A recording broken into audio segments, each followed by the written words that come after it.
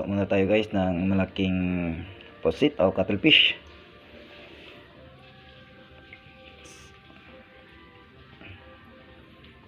Tayo naman ngayon kusinero. Luto muna tayo. Hapon na. Na guys yung locos natin. Saka ito yung piprituin natin. Itong adobuhin. Saka ito yung ating mga panakot. Kunti lang kasi walang pambili.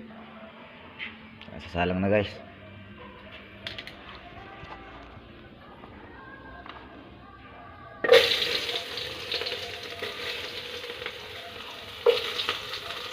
Ito Sara. Ito na ang manok tikim natin.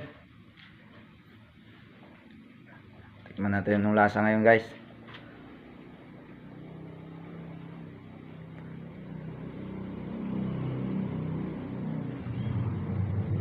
Buka matinit ah.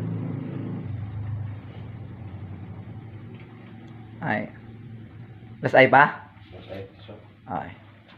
Tuyo, pwede ron. Pwede ron. Guys, luto nating adobo. Magprito na naman tayo ng ating natira.